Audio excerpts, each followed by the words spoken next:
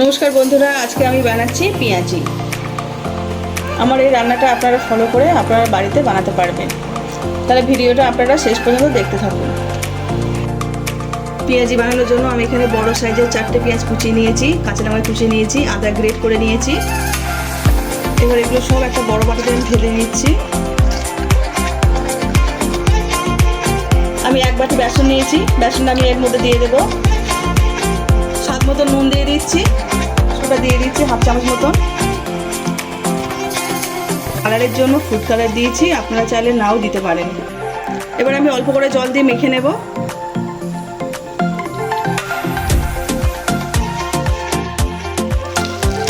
আমি বেশি নরম করিনি, এমনি একটু টাইট টাইট করে মেখেছি। এটা আমার মাখা হয়ে গেছে। আমি 2 মিনিটের জন্য একটু রেখে দিচ্ছি রেস্টে।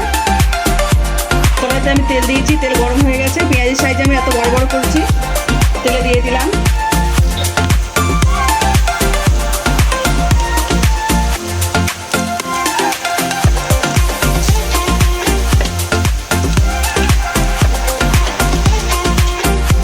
এটা পাল্টে দেব।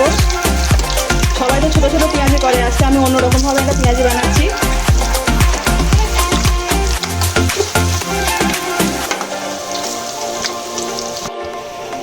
এটা আমি হালকা ভেজে নিয়েছি, আমি তুলে নিচ্ছি।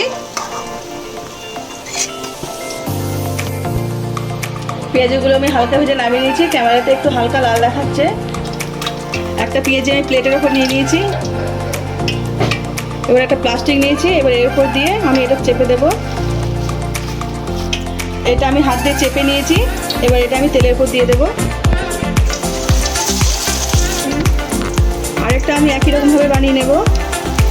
এরকম চেপে দিচ্ছি। বেশি চাপলে হবে না, হালকা করে চাপতে হবে, নাহলে ভেঙে যাবে।